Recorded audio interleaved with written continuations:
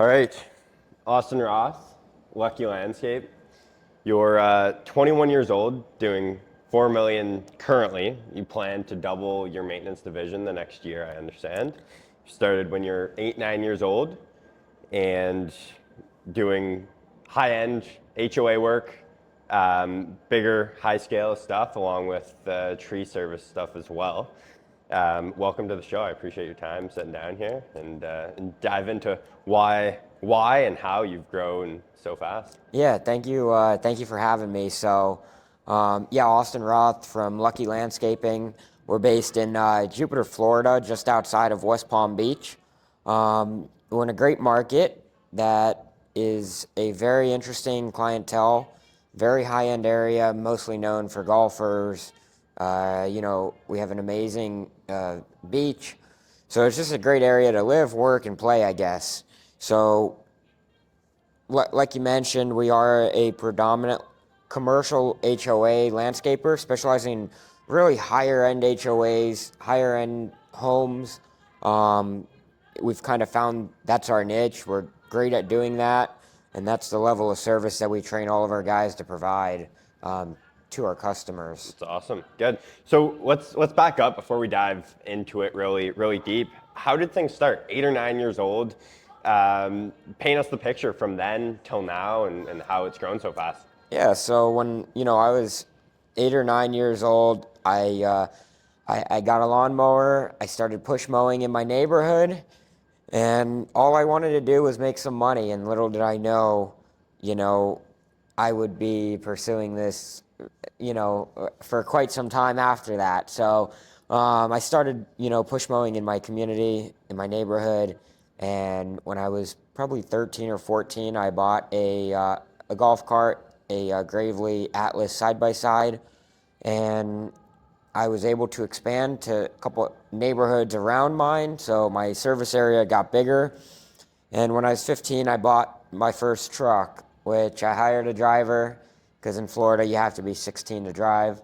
So I hired a driver, and once again we furthered our service area, which really made was a big step for us, as we were really able to not turn away any work because we couldn't get there. So that was a big stepping stone for us. And after 15 and 16, obviously I got my license, and that was another major step. So 16, I started driving myself. I had 1 or 2 guys working for me running a truck. I was obviously going to school, high school. I got out of school every day about 11 a.m. and after that I was running estimates and checking on crews and whatnot. So we got our first HOA when I was 16 as well, which we still do to this day. And that's what we started focusing on. That's awesome. So you mentioned expanding your service area so you weren't able to say no, but a few of our conversations are around the topic of saying no, and I understand you've turned down over $300,000 worth of work to be able to focus on your niche and provide the quality of service that you guys are known for. Can you speak on that, how you were able to start and why, number one, but two, how do you learn Yeah, to so, start saying that? I think probably early on, we took any work that came our way as long as it was going to be another dollar. So, we were doing a lot of multifamily apartment complexes. We were doing some shopping centers, senior living home facilities. We were just doing a lot of commercial work, because I think my understanding of commercial was anything that was, a shopping center, industrial, anything that wasn't a house. So we started doing that, and we kind of realized they weren't all our ideal client. We had multifamily that only had us because we may have been the cheapest price point or the best maintenance company, but they were not giving us tree trimming. They weren't giving us mulch. They didn't care about the appeal of their property. They just wanted tall grass cut short. So we kind of defined that who our ideal client was and what we specifically do. Probably about 2 or 3 years ago. So I was 18 or 19, and we kind of came up with our ideal client is a commercial HOA that takes pride in how the community looks, and by that means they want mulch, they want their tree trimming done, they want flowers, they want their irrigation system taken care of. And together, those create and beautify a community. And, right, we can come in and maintain, but part of what we offer is we maintain, but also add value and make it look better. So you need a couple of those extra items, tree trimming, mulch, flowers, to do that. So that's where we really narrow down, this is who we are, this is what we provide. And, as a prospect client, we're going to give you a proposal based on what we can provide. And it might not be for everybody, but we have to understand that our guys are trained to provide an A-level service. If you want B-level service at a B-level budget, although we may be able to do it for that, our guys are not trained for us to efficiently make money. Right, and like we were chatting last night or whatever it was, you can have your residential or non-quality clients, your C clients, and then you have your A clients, and the same crew doing it doesn't work because they meet in the middle on both sites, and they can't differentiate and run into quality issues. So that's impressive, turning down that much work at such a young age, and having the know-how to be able to do that. Now, you mentioned 10% roughly you come in higher than your competitors because of the quality service that you offer. Yeah. But you being so young, it's almost a catch-22. This really expensive guy, but this kid, I'm sure many of the board members see you as. How were you able to put a twist on things and show the first years, 16, 17, 18 Yeah. years old? I mean, I think, right, that's when back then we were just taking anything that came our way, just kind of build our reference portfolio. And that's why, early on we were taking everything. Now we kind of defined what we were good at, because, right, the biggest issue was we would train our guys on, one HOA that's super high end. We have to do an amazing job, make sure there's no weeds, make sure the bushes are trimmed. But then we have another HOA that they didn't care as much about it. They had a budget and they wanted to stay within that budget. They didn't need it to look like Disney World, So you would tell your guys, okay, on this property, you don't have to do as nice of a job. On this property, you do. And it came at the cost of us and at our employees being frustrated because, they would go to a nice site and we wouldn't be happy with the quality. And they didn't know where to meet in the middle, so normally somebody would suffer Right. on what level of service they were going to get.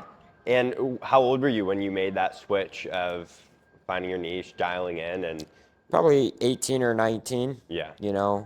So 2-3 years ago, once we started getting traction on who our ideal client was. And it doesn't happen overnight, but how you do it is, you're landing a new client. Well, get rid of a couple of old ones while you're doing it. It doesn't mean tomorrow go get rid of every customer that you don't think's a fit for you. Well, you have to slowly trickle it in so you don't have to get rid of your guys and you don't have to make major change overnight. And yeah, that's a good point. I'm sure there'd probably be someone listening to this that Yeah. fires their whole business.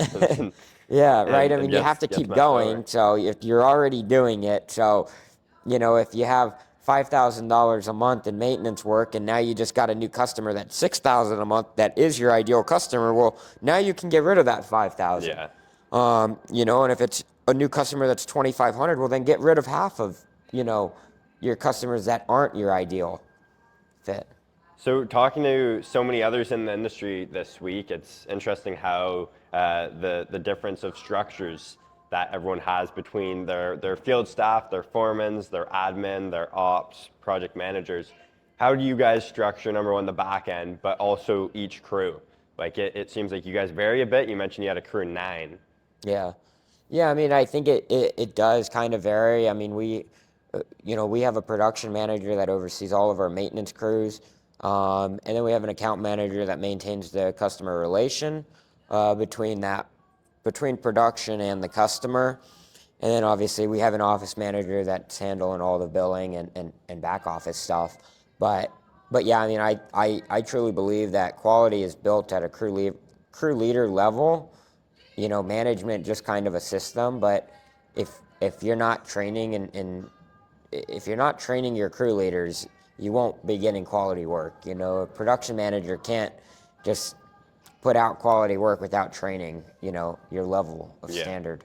And I want to be clear, I said a crew of 9. That's just one crew. You have a team of what, 35? Yeah, so we're about 35 to 40 employees.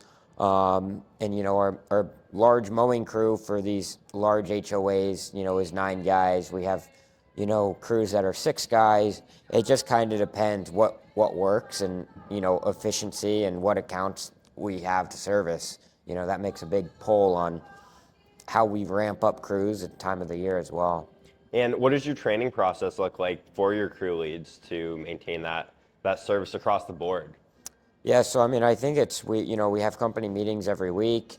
You know, any issues that come up, you know, say crew A has an issue, well, all the crew leaders hear about it.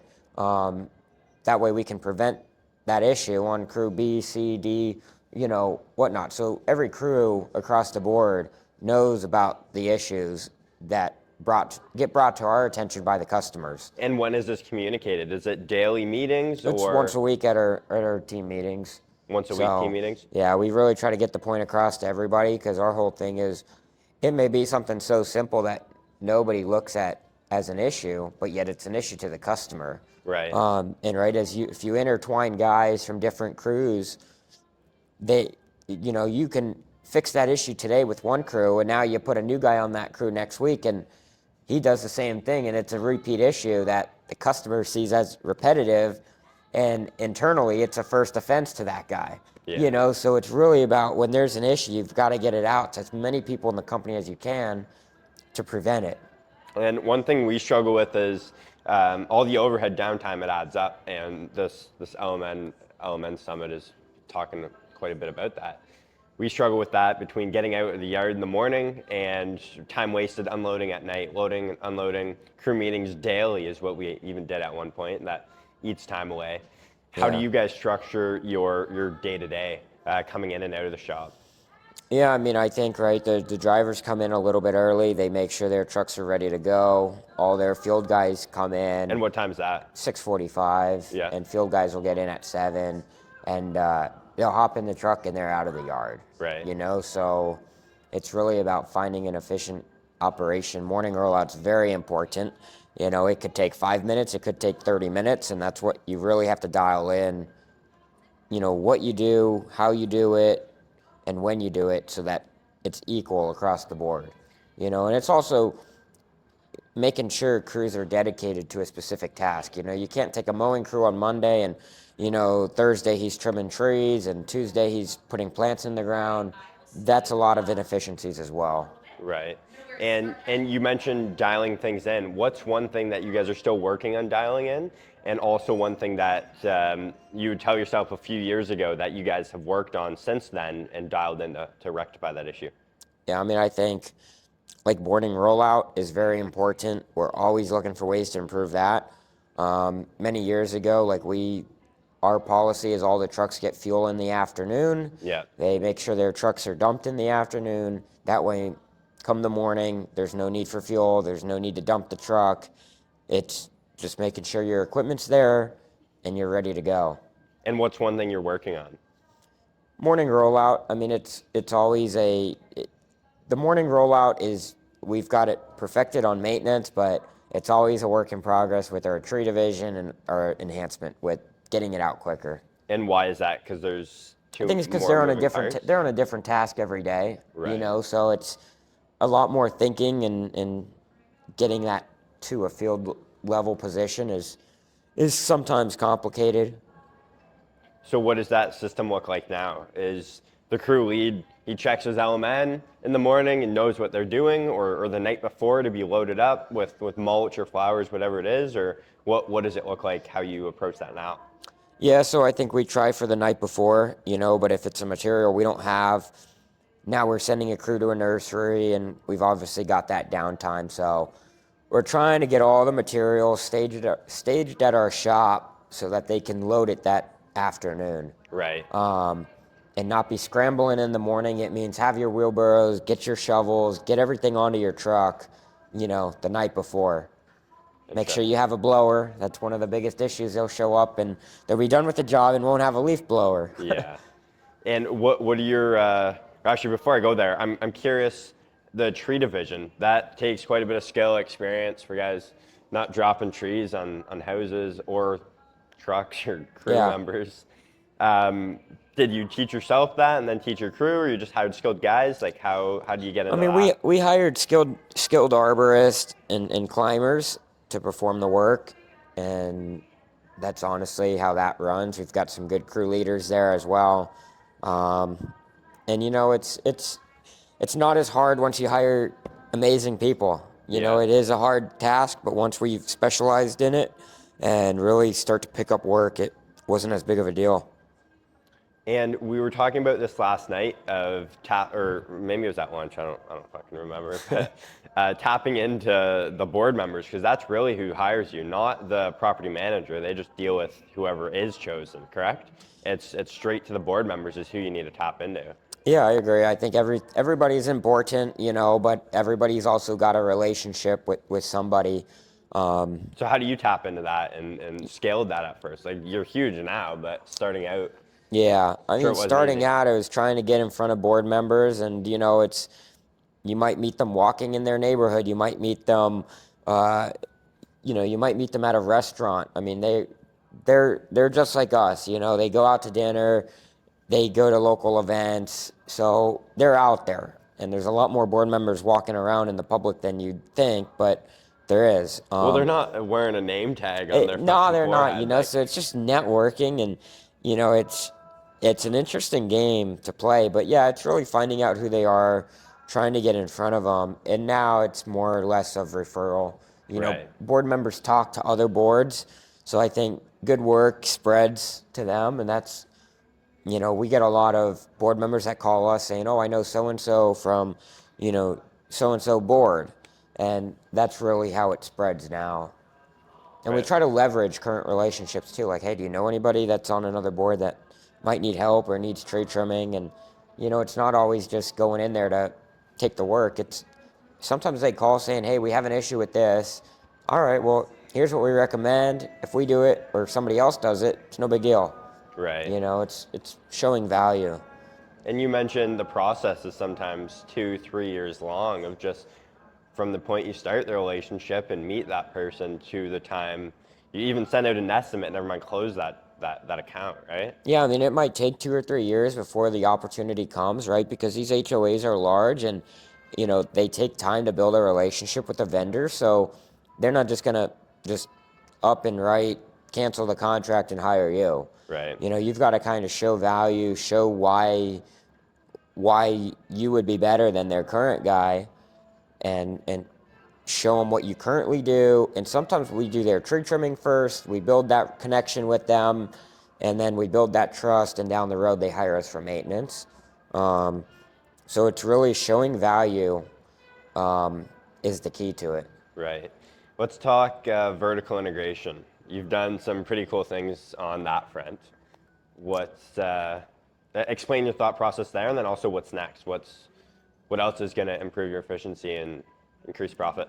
Yeah, so I think vertical integration has a lot of efficiencies and a lot of benefits to your bottom line. You know, so you know, about 2 years ago, I bought an equipment dealership. So, you know, it does help with us, with our bottom line, but not nearly what people would think it does. You know, I mean, you're not making $5,000 on a $10,000 lawnmower. Right. I mean, you're maybe making $500, so it's not major. And when you're to the scale of our company at 4 to 5 million, you're buying everything on fleet, and their margins are even lower Right. because you're buying volume. So while we do have that, you know, it's not like all of our equipment gets bought there. It's not like all of our repairs go there. It's what's convenient for production, right? Because at the end of the day, I do operate it as a business, and it does invoice us for our repairs or our equipment. So it's not as major, but it gives you a couple advantages, you know, in terms of speed and getting stuff out quicker. You know, others are, you know, we carry a lot of material at our yard. We have our own nursery. We don't sell to the public, but we have it for us. We have our own dump. We have all of our own fuel on site. So we've just kind of tried to bring everything to one central location, that can help us. So you have a nursery? So we have a lot of material staged, irrigation and all that at our facility. Yeah, right on. Good, good. So what do you think is one thing that could be added to help out with the bottom line? That's an interesting question.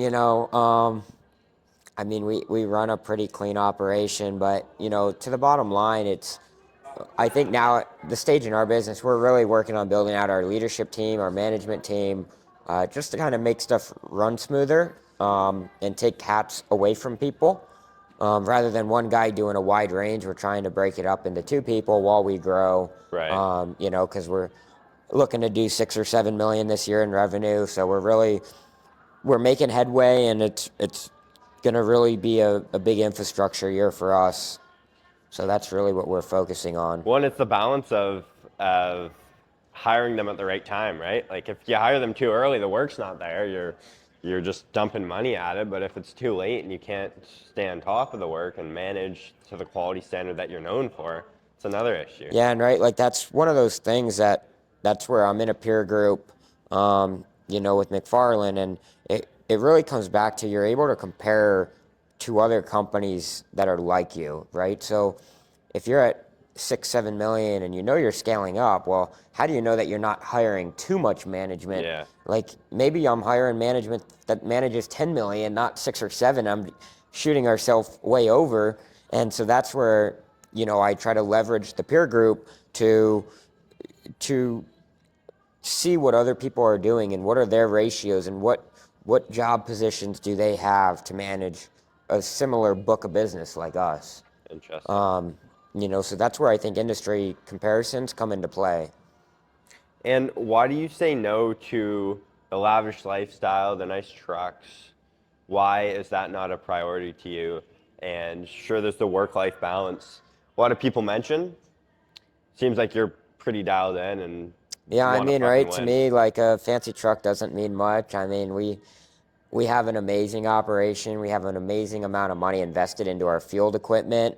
We have shiny trucks, new trucks. They're reliable is the main thing we buy them. But yeah, I mean, my lifestyle is work, and it's always networking. When I go out to dinner, go out to restaurants. But other than that, I mean, I don't have the big fancy boat, the big fancy house. Like it doesn't benefit me. One day. Yeah, one day. Good, good. So what's next for, obviously you mentioned growing quite a bit this year. What else is on the go and your goal is like your 5-year plan? Is it revenue growth? Is it dialing in the margins even more? What? I mean, I think it is revenue growth and dial in margins. Like Mark Bradley says, at LMN, it's revenue is important, but bottom line is even more important. I mean, revenue's amazing, but you can't successfully produce the revenue without having a healthy bottom line. I mean, the healthy bottom line, well, yeah, it might look like you're making a ton of money. All that is an insurance policy to have cash on hand if something goes wrong. Yeah. So if you do $20 million at a 15% margin, you made $3 million. Well, in a year or two from now, the economy might change, you might lose work, something might happen. Well, you've made some money, and that's all that is. Yeah. You can't work for free. You can't just work for a salary. You've got to make sure the company makes money, and that's what we've been very fortunate to keep a close eye on it and do. And I'm sure LMN has been the only reason you've been able to. Yeah, I Correct? mean, LMN, our management system to perform the work is a key aspect. I mean, we have an amazing budget. We estimate work correctly, and now we track it, job by job to see if we're actually making money and maintaining the margin that we bid it on. If we bid it at a 10% margin, well, are we still making that margin now that we're doing the job? Yeah. It's easier said than done on paper. Oh, 100%. 100%. So like you're still so young. What the hell are all your friends doing? Your buddies, They're going to college. They're, not growing their own business, honestly, I don't know because I don't keep in touch with many. Yeah. The ones I do are working and kind of starting their own businesses or working hard at a company to level up. They're not just working an 8 to 5. And it's so So important to surround yourself with the people that you want to aspire to be too, right? Like, yeah, it's hard to relate where I'm from with any of the kids. They're all yeah, and that's partying all weekend and it's on. funny because like most of my friends, they're industry people. They're my ACE peer group members. They're you know they're just industry people. Yeah. Whether they're local competitors or they're people that you meet at an LMN summit or a grow event, or any of the industry conventions, or even your local chapter, events. Those are like my friends. That's awesome. That's awesome. So before we wrap this up, I want you to give yourself, or not yourself, but others starting out, a few pointers, some advice, some things that you wish you knew earlier on that could have helped you and leapfrogged you, sped the process up a little bit. Yeah, I think, one of my biggest things early on was, you know, chase a positive relationship, not the money. I think if you're chasing the money on every single job, you're always going to be chasing money. If you start going after providing a quality job and good service and do what you tell the customer you're going to do, the money will follow. It's that saying that people do business with people they trust. And if they trust you and you're doing the right thing, they will gladly pay you. And they won't question you if you need, if you recommend something, they're going to go with you because they trust you. Right. And then the flip side of that is finding who's your ideal customer and what are the services you provide. A landscape company doesn't do painting or pressure cleaning. So narrow in what you really do good and who the customer is you're serving. Is it a residential customer, design, build, high-end maintenance? Is it a commercial customer that is multifamily? Is it HOA? And what's the level of service that you want to provide? I mean, you can provide any level of service to any customer and make an amazing living, but you have to define what that looks like. What it is for your Yeah, company. exactly. And not only that, but having that culture built throughout all the way down to your crew members, through your foreman, your PMs, and how do you guys go about that? So it's much easier once you have one level of service. We expect X, Y, and Z. That's how we train, and they know what we expect. Because we don't have a site this site doesn't pay as much. We're not providing a good level of service there. We have an equal level of service across the board, and that's kind of how we train. And so the training process, is that fairly extensive at all? What does that consist of? I mean, it's very basic, right? It's like our training really is based on like pruning practices. Like we do a lot of hand clipping. Yeah. Most commercial companies are not hand clipping any bushes. So we train our guys, hey, you need to hand clip, our crotons, our tie plants, certain species of plants get hand clipped versus mechanically, pruned. So that's really where we start to see a better level of service, and I think our clients appreciate that, and that's where they really see it. Anybody can cut grass and Yeah. and trim your bushes, keep them low, but when you start to really look at the bushes and see that they're hand pruned and the proper stuff is being taken care of and fertilized as well. And I'm just curious now, but down here for weed treatment and weed control, what do you guys do? Is it you pull them by hand, you spray them regardless how bad the beds are? Like what is? It's mostly preventative, so we're spot spraying for weeds that are in the bed, but we're putting down a pre-emergent, so we're getting 2 to 3 months of no weeds in beds. And how often is that applied? We're spot spraying about once a month, but I'd say once a quarter we come through and spray the beds 100% with pre-emergents, Right. to help prevent weeds. And then as we're trimming, we're going to pull weeds out of the bushes that are taller than the bush. If the weed's sticking 6 inches out of the bush, it doesn't mean just chop it with the hedge trimmer. I mean, you got to pull the weed because a weed will outgrow a bush any day. Yeah. So, 2 weeks after you just trimmed it, the weed's sticking up and the bush isn't even grown yet. Right. So, that's really how we handle the weed control, and it's an important aspect of any landscape. Stay connected with industry people. You'll learn a lot more from peers in the industry than, you will online. So just join local chapters, peer groups, attend seminars. I mean, if you get one or two pieces of information out of any event you attended, I'd call that a success. You're going to get bombarded with 30 amazing ideas when in Yeah. reality, they're amazing, but if you can't implement them, they're no good. Forget them. So if you take one or two things, implement them, you'll be so much further ahead. When I found that this week, feels like drinking out of a fire hydrant. Like, Yeah. just, holy shit. You'll get so much information, but one or two key things that'll be with you the rest of your business will pay off. Yeah, and I'm sure slowly implementing it, but doing a kick-ass job opposed to trying Exactly. it all at once, but doing a shitty job with 30 different ideas. Right? Exactly. You're going to take it back to the office and they're going to be like, okay, you just went to another event, you got some crazy ideas, and in a month from now, we're not going to be using any of them. Yeah. So I try to, like I said, focus on the one or two. Let's implement them, stay to them, and we'll be good. And the next event, I'll get one or two more things. And how do you find your team's receptive? Like, how receptive are they to, is it just this crazy kid, or is it, I think it's all system and process, so we build out a problem, this is the solution, this is the process, so it's all problem solution. And I tell them, maybe it's a great idea, maybe it's not, but let's see. We're going to try it. right? We don't know if it's not good until we try it. And a couple times. Doesn't mean try it once and hate it because of all the paperwork.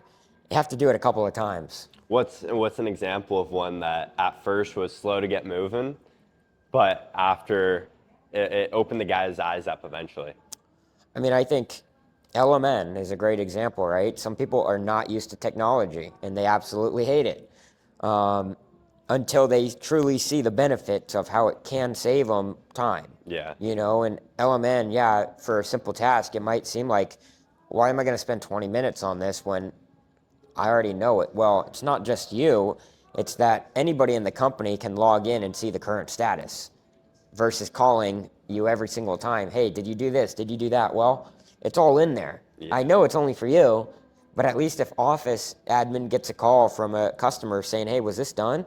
It's already in there. It's flag done, comments are in there, pictures are in there, And how do you find with foreman clocking in their whole crew? Like, my guys are fucking it up all the time. Yeah. Whether it's one guy is delayed because he has an appointment or leaves early, or It's doesn't get definitely done at all. a challenging part. So we have the account manager look over all the time at the end of every day and Right. approve it. And I think if you don't do it every Approve day, it daily. exactly. If Yeah. you don't approve daily sheets, Friday will come and you won't remember what happened Monday or Tuesday. Yeah. Because you have a lot of time and a lot of guys.